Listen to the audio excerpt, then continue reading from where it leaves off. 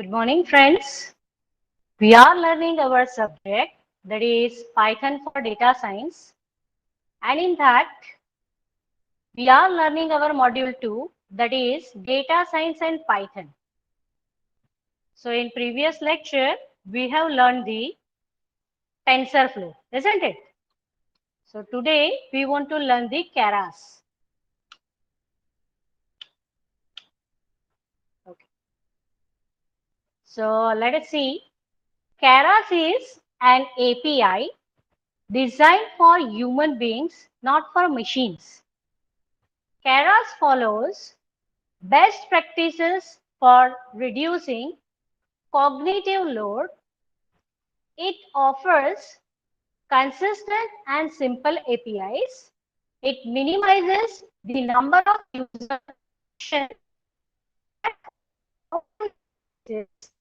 and it provides clear, actionable error messages. It also has extensive documentation and developer guides.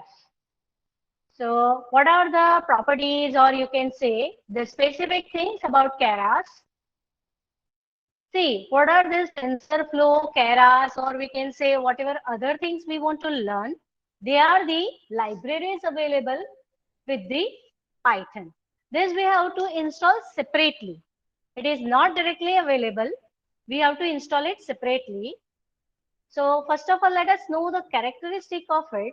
Then after we can know more. Iterate at the speed of thought. At the speed of thought, that means it is too fast, isn't it? So Keras is the most used deep learning framework. Today's era, if you search in Google, you will be able to see the latest topic, that is deep learning, isn't it?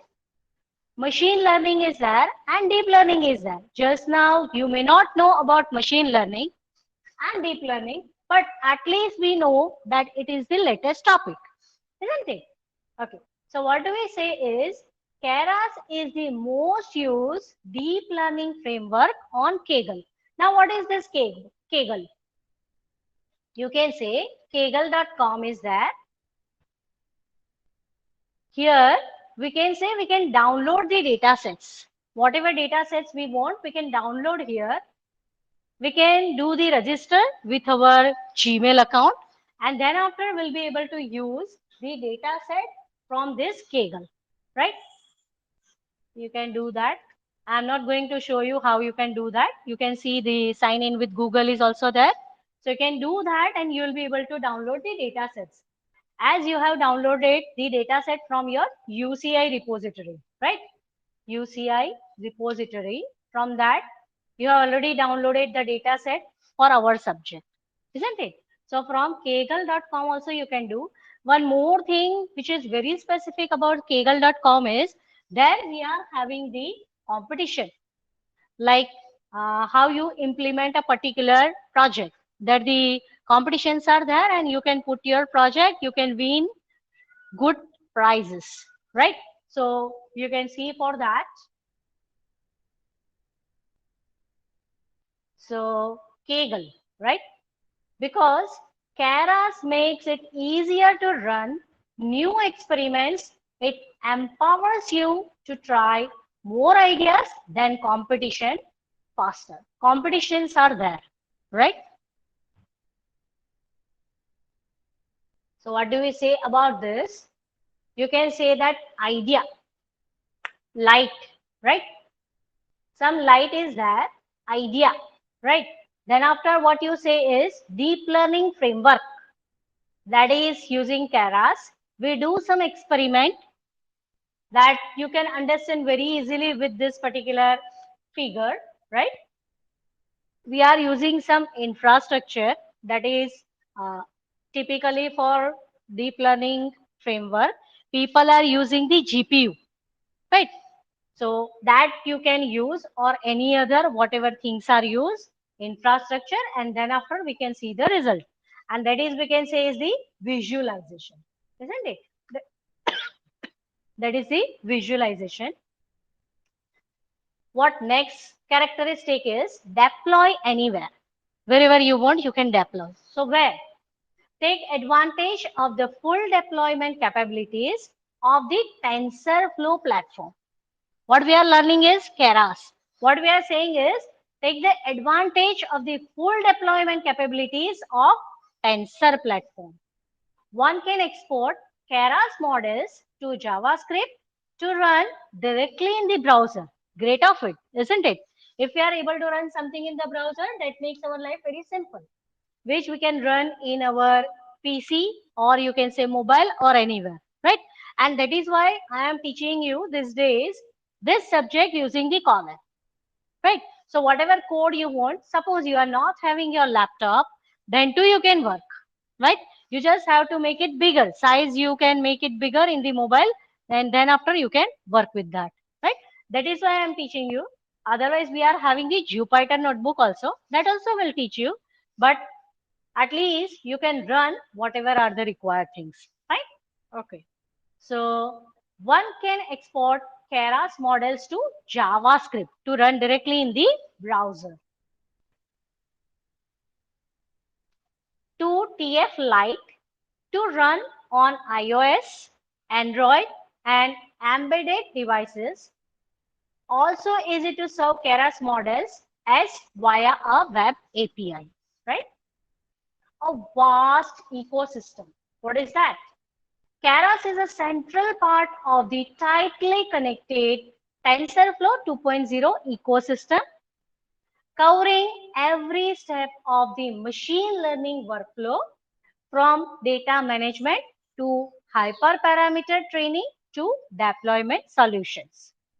Machine learning, deep learning, whatever you want, you can do that and using very simple systems, not so costly, right? State of the art research. Keras is used by CERN, NASA, right? NIH, and many more specific organizations. You must be aware of this institutes, right? At least NASA you must be aware of, not others then. And many more specific organizations around the world. And yes, Keras is used at LHC too. Keras has the low level flexibility to implement arbitrary research ideas while offering optional high level convenience features to speed up experimentation cycles, right? An accessible superpower. Because of its ease of use and focus on user experience, Keras is the deep learning solution of choice for many university courses. It is widely recommended as one of the best ways to learn the deep learning. So, are we going to have the deep learning in our syllabus? No, we are not going to have, but at least introduction of this TensorFlow and Keras are there. TensorFlow, one example we have already seen, right? For addition, then subtraction, we have seen that, right? So for this, if we want to install the Keras, what we have to do is exclamation pip install Keras, right? This is what we have to do. If we are having Jupyter notebook, there also we have to do this. If we are having this, then also we have to do this, right? Pip install Keras, and this exclamation is necessary. Okay. If I run this, then it will install that. It will install for this particular column, right? So it doesn't mean that it will install the Keras for your login. For your login, you have to install yourself. Okay. So that is being available here. Now, some more things are there, but I would like to show you other thing. That is, we can say NumPy. One more library, which we want to learn in our subject, that is NumPy. And it is part of our module 2, that is data science and Python, as well as it is part of the third module, that is getting your hands dirty with the data. So I haven't separated them as the chapters or modules, but whatever are the required things for NumPy, that I have combined here only, fine? And that way you can also refer. So what is NumPy? NumPy is numeric Python, right? The Python library which works with the numbers, we can say, right? The NumPy library is the core library for scientific computing in Python. Scientific.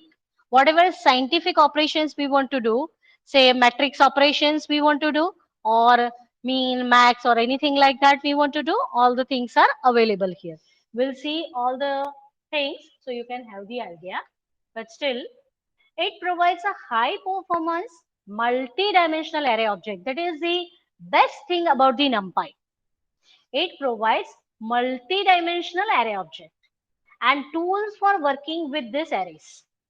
Arrays are there, and if we want to add to arrays, what we have to do in other languages? That is, you have to write the for loop.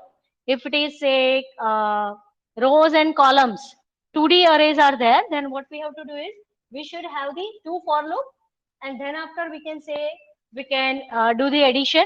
That is, array of ij is equal to say array 1 of ij plus array 2 of ij, right? That way we used to do the addition.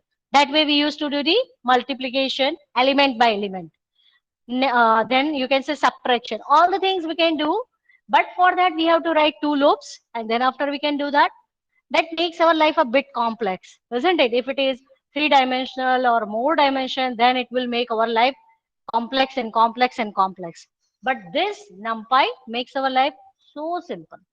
So simple in the way that if I want to do the addition of two NumPy arrays, I just have to do a plus b.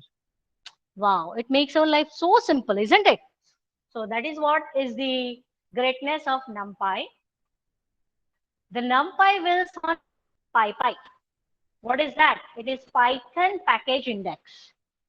It is, means you can say that it is, the base is, you can say PyPy, right?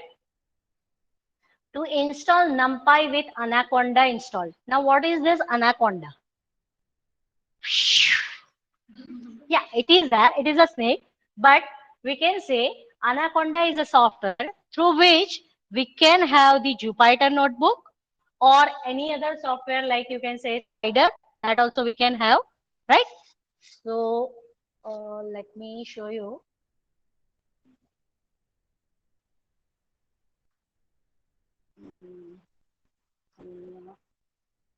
Here we are only having the Anaconda folder. Right? No issue. When I'll show you Jupyter notebook, at that time I'll show you. So let us work with this. To install NumPy with Anaconda, we have to use the syntax that is conda install NumPy. On Windows, typically people are using the Anaconda. You are downloading the Anaconda, and then after you install that, so with that you can say Jupyter Notebook also comes.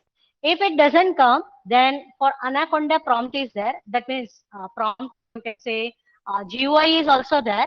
You can open that, and it will give you the option with which you can install particular what you can say editor or particular library, whatsoever things are there which are supported by Anaconda, right?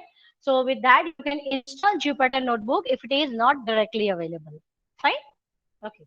So, and if you want to have the Conda prompt, that is Anaconda prompt, and then you want to install, then you can use it as Conda install NumPy, right? To install NumPy with Python install. If Python is only there and we want to install it from the terminal, that is our Ubuntu is there. So we'll be having the terminal. From that, if we want to install, then we are having pip install NumPy. Python install, and we want to install the NumPy. So that we can do this way. Fine. Anaconda is having the full package. Almost all the what you can say libraries are installed with that. And if not, it gives the list. You can select and install, right? So that way you can say that GUI is there, which can make your life simple. Otherwise, not difficult. It is having simple command, isn't it? Conda prompt is that is Anaconda prompt. Then you can use Conda install NumPy. If you are having the terminal, then you can use the pip install NumPy. Okay. In Colab, pip install numpy is that exclamation we have to put, right? Okay. To check whether numpy or any other package is installed or not, we just have to check imports in numpy. Let me check here. This is our Colab, right? If I want to check whether it is available or not, let me check it as import numpy.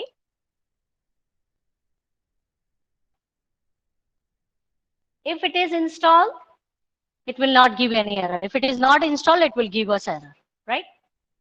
Any error came? No, right? So numpy is available for this one, okay? And if it is not available, if it is giving us error, what we can do, that is pip install numpy, right? If it is not available, that is if error comes, then we can do this. Here, if we are doing this, it will say that requirement already satisfied. Okay, so no issue for that. And actually, for this subject, we are not going to work with the text editor, or we can say that our terminal, but we are going to work with the Jupyter notebook, right? Colab or Jupyter notebook, two things we will use.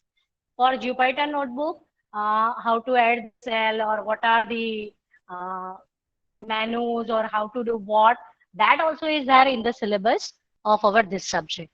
Okay, so let us see the simple things of NumPy. That is, we want to have the NumPy array, and then after we want to print it. Simple, right? Program we used to have this way only, isn't it? So what we can do is import NumPy as NP. Now see, suppose your name is XYZ, but I would not like to speak big name, right? So what I'll say, X, come here, right? So what I say is import numpy as NP. So I'll say person XYZ as X, right? So pat name you can say, right? So we do not have to write everywhere numpy dot to access any function of the numpy. What we do is we are writing it this way, that is import numpy as np. For any particular package in Python, we can write it this way, right? Package is actually the word of our Java language. Here we are using it as library. Okay, fine. So import numpy as np. So now wherever I want to use any function of np, I'll be using it as np dot something. Right? So we want to first create the one-dimensional array. So what we are doing is m1 say is equal to np dot array, and in the parenthesis now I want to provide a list. And list is, as we know that we are writing in the square bracket, isn't it? So from the list, we are creating the numpy array. Fine. So I have written very simple 1, 2, 3, 4, 5, 6. And now I am printing M1, right? See, all the files I have already run whenever I have created or taught the thing. Still, you should run and check it out, right? If you want, say, if you are accessing this file, what you should do is you can save that file in your own drive. Then what you should do is whatever changes you want. I have given here this much, you can understand. But still, if you want, you can try for this, right? Okay, you can try. You can try changing the values and you can see the effect, right? Try that, then you will understand it better. Okay, now make numpy 2D array. So for that we can say we are giving it as x is equal to np dot array. That remains same. Now after that, how we should provide the value? That is the way we are giving 2D list, right? So in the parenthesis we are giving it as square bracket inside square bracket 5 6 comma 7 4, right? And when we print this x, we'll be getting it as this way, right? Matrix you can say, but matrix addition, matrix multiplication, that will be very simple with this, right? We do not have to write any formula, and that way it is very simple. Instead of you can say that thinking of how to do this thing, it gives us facility to think of the logic that after doing say addition, after doing the multiplication, how we'll be able to solve the real problems, right? So that way it makes our life very simple. We can say if we want to have the 3D array, y is equal to np dot array, and the way we are giving the 3D list, right? That way we are providing here. So two brackets, that is normal. Then in the third bracket, we are having the value. Again, comma, again the bracket start, again bracket ends, comma, again the third bracket start, right? That way it works. So after that, we can say we are printing the value, right? Okay. 3D array, it is not 3D, three dimensional, but still we can say it is 3 cross 3. Can we say it is 3 cross 3? Right? This is 3 cross 3 array, isn't it? 3 cross 3. 3D instead of that, better to write it as 3 cross 3. Right? So you can understand it better. Now, we want to now try for the functions or properties, whatever we are having with NumPy. So what we can say is ND array, that is n dimensional array, whatever it is there, dot ND. What it gives us, the number of x's or dimensions of the array. Let us say that what we are having for x.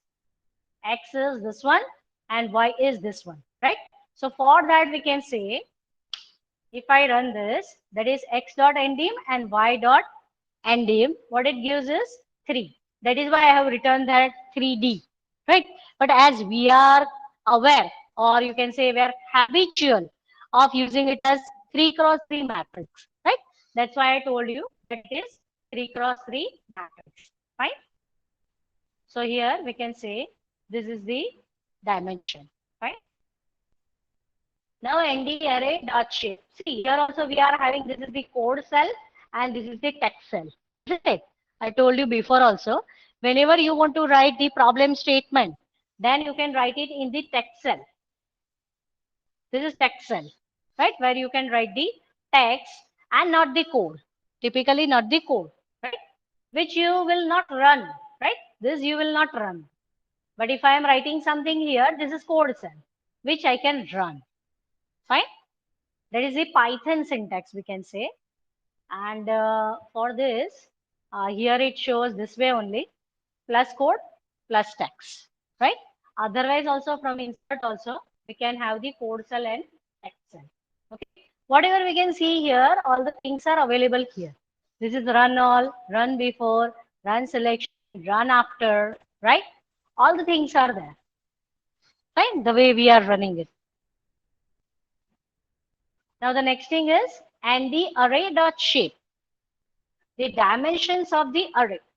This is a tuple of integers indicating the size of array. That is the way we are having.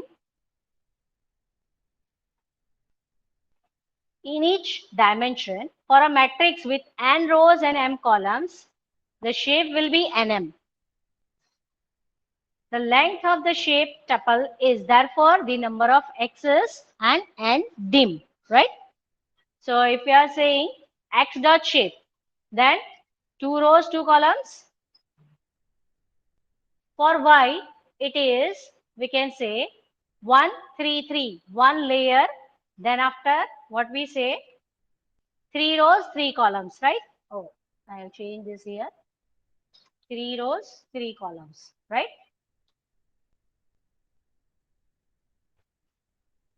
Okay, so we can try for other things also. That is, if we are having, say, z is equal to np dot array, and this type of thing is returned. Now we would like to know what is ndim and what is its shape, right? The way it is written here, 1, 2, 3, right? But here 1, 2, 3 is given. After that, what is that? 1, 2, 3 is given, but bracket is over, right? Then after again we are starting with this, and at last this third bracket is over, right?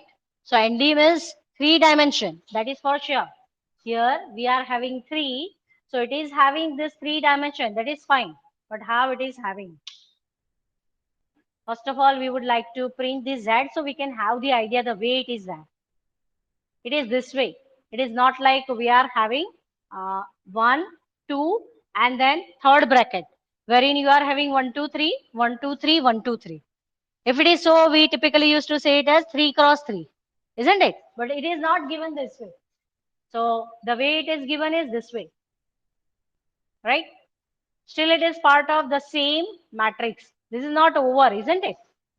The one, this two, and this is three, right?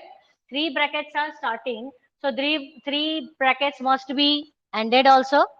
Fine. So what is the case? It is ended here, isn't it? So do not consider this is one array and this is the second array. It is not so. It is not so, right? The way it is given. So what we can say is n dimension, that is 3. And what is the shape? That is 2, 2, 3. Right? 2, 2, 3. Fine? S type. Convert array to other type. S type. Your type may be say integer, but I want to consider it as something else. If I want to consider it as float or double or anything in the other languages we used to speak, right? So if I want to consider that way, then we can use the function that is S type. So let us say that bb is equal to np dot array 1, 2, 3. Print bb dot d type. D type will give the data type, right? And that is in the form of what we can say is this nd array, right? In Python, what it is having, that is we can say integer 64, right? It is having integer 64. When we'll see the CSV files, at that time we'll see this in detail, that is integer 64 or float is there or double is there or object is there. At that time particularly we'll see this, right? So just now let me say that what is the type of this particular array, that is D type, right? D type. BB as type float, right? As type float. That means what? Actually, it is what type? It is type of integer 64, 64 bytes, right? 64 bytes, 64 bytes, bits, right? Okay. So what we can say is we want to consider that to float. We want to consider that to float. So after that, if we print that, what we'll be getting is 1 point, 2 point, 3 point. Actually, it is 1, 2, 3. So its type is integer 64. But what we want is we want to use it as float. So S type float, right? S type float. So we'll be getting it as this one. It is array and 1 dot, 2 dot, 3 dot. Comma is there, okay? Do not consider it is not there. It is there. Right? So you can see that. So where this is required, when we are having our data set that is in CSV file, at that time we require for many of the machine learning algorithms, or we can say data mining algorithms, which will study after this particular subject. Here we are learning how to use the particular NumPy arrays. We can do the metric with that, some scientific operations we can do with that. After knowing that, we'll learn the pandas. That with that we'll read our data set. That is our CSV file. We can do the operations on that, right? We can apply the machine learning or data mining algorithms. So for that, we need to have, for many of the algorithms, we need to have the numeric types. And that is, we can say, discrete, not the real numbers. Real numbers are something like this, right? But we can say we need to have something like this. Okay, not exactly integer, but we can say we want to have the groups of that. We'll see when particular things comes. But typically we want to use it as numbers, and that is you can say integer numbers. For any of the algorithms, we want to have that. So at that time, what we can do is whatever is this value, we'll use it as S type number. What number? Int. Right. So that we can do. Fine. Here what we have done is, integer is there, we have used the float. If we are having float, we can use the integer, right? Should we do that? It depends on the algorithm. Can we directly use it? Or otherwise, we may have to use particular algorithm to convert the float to integer. That also is possible, right? Depends on a particular algorithm which we will use. Based on that, we can convert it. But this is one simple way, that is this type. Okay. Many algorithms are also there to convert it from one type to other. That is also there. Okay.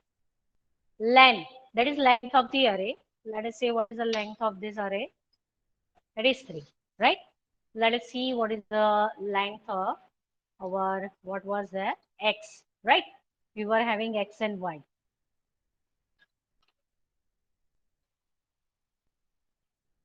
Two, right? If I try for Y, what it says is 1, right? Oh, Y share. Yeah, no. Y was this? 1 layer, right? Okay. So we can try for this.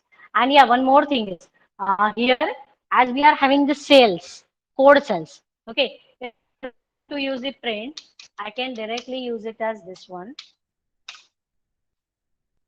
It will give me the output, right? But if you are writing in a particular program, then you can say typically we are using it as print statement, isn't it? But here you can use it this way also. That is while you are doing the program and you just want to see, okay, what is the output? You can just write it this way and you can try for this. Okay. And the array dot size, the total number of elements in the array, this is equal to the product of the elements of shape. Let's see that. You can try and you can see, right? Otherwise, you will not get it simply. I'm showing you the array and then after its size. See, typically whenever you want to learn anything or you want to show anything that you are showing your program to your examiner, it is always preferred that whatever array, for that you want to show the size or length, or you want to do the addition, subtraction, any operation. But do you think that your examiner will remember what is there in your particular X, what is there in your particular Y? Nobody can remember that. Okay, I even if I have written this file, I also do not remember. And no need to remember that, isn't it? So whenever you want to show any operation, any particular function, better to print that first. And then after show whatever things you want to show. So what will happen that you can understand that also. Here, if I'm showing this is the matrix for X, then if I show you the size, I can understand it very easily that it is 1, 2, 3, 4, right? So always use it this way only, that whenever, maybe say you initialize your array in the starting of the file, then after you are using that only, still whenever you are doing operations on a particular array or anything, any variable, you should first print that, then after do the operation, and then after you can again print that. So whatever is original, you can see, whatever changes you are doing, that also you can see, and that is the output, right? So you can see that way, and that way it is better. So for X, Y, and Z, you can print it better way also. That is, you can say here, say I'm giving it as X, then comma, right? This way also you can show. So better way you can see it here, X, and this is the value. But when you are writing is this way, na, your formatting will be disturbed. So if you do not want, you can write it this way. Isn't it? X colon, then after you can write it this way. So now how many elements are there? 1, 2, 3, 4. How many elements are there? 9. How many elements are there? These are 6 and these are 6, 12. Right? So this we can understand easily. Fine? So now this we want to know what is that? What is this np.int64, which we have already seen as D type, data type, right? So D type, for that we can say is integer, 64-bit integer types. Then np.float30, that is we can say standard double precision floating point, right? Then np.complex. Complex numbers are, you can say, 5 plus 2j. We used to use in science or maths, you may use it, right? For what you can say, direction, if you want to use at that time, you are using it. Isn't it? So that is complex number.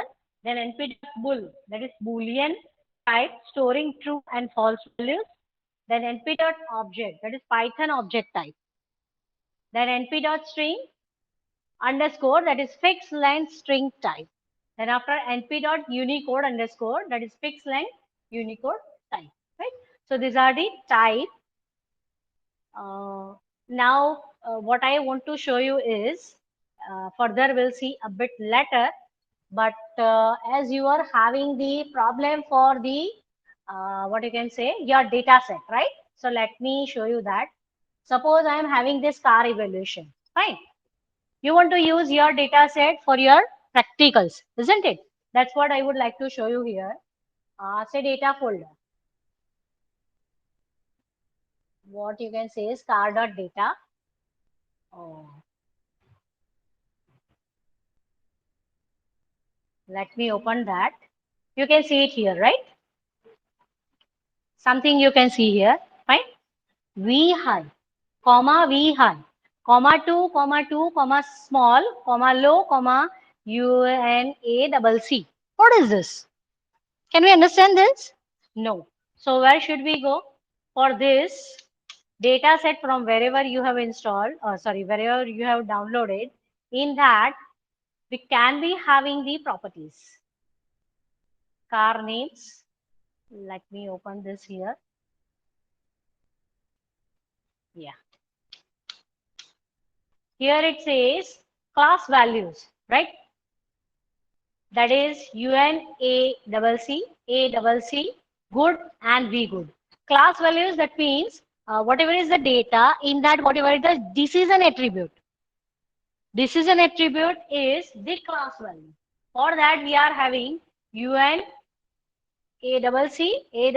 good or very good, right? We can say unaccepted, accepted, good or very good, right? Okay. For attributes, that is other attributes are there. For that we can say buying.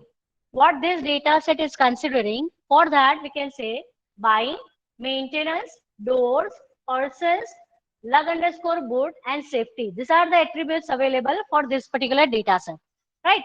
And in that manner only it is there in the car.data or your CSV file, whatever it is, right? V high.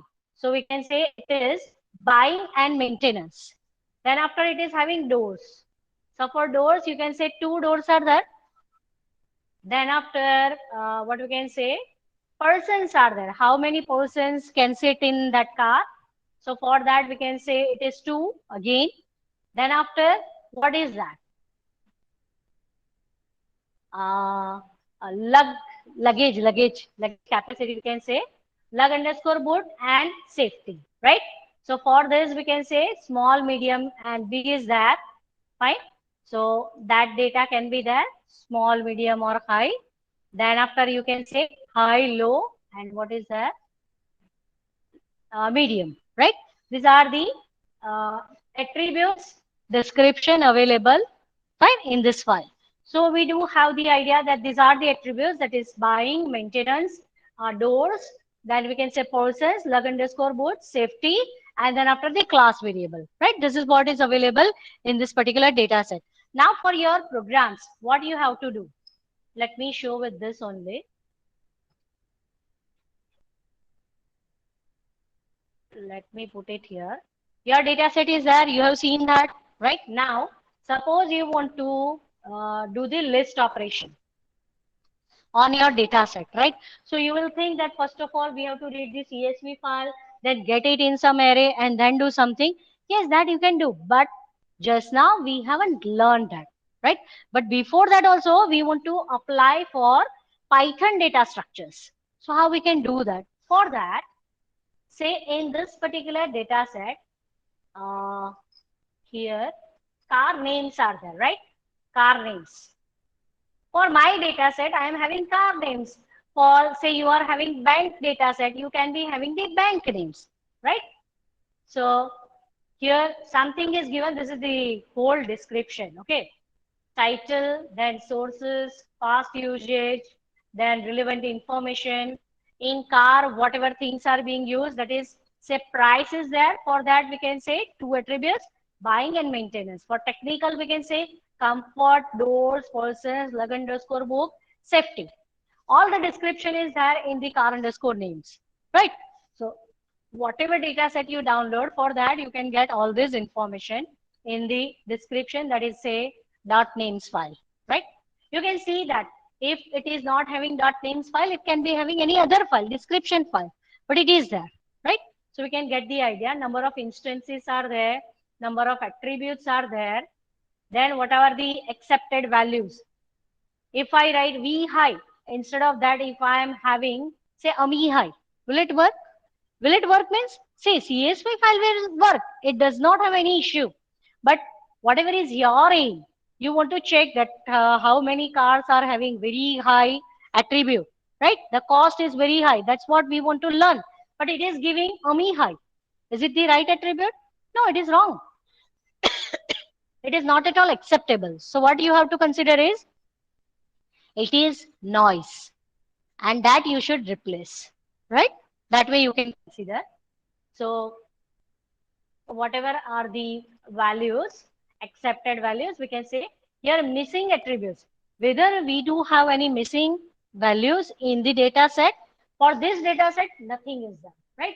So what I'll do is I'll try for the missing values, whether it is there or not, whether it is there or not, every time it is giving you 0. So you will say, what is this? But it is not there, right? So definitely it will give 0, because here it says that no missing values are there. And if you want to try for that, what you should do? You have to add that. Somewhere in your text file, remove that to create the missing value, right? So that you will have to do.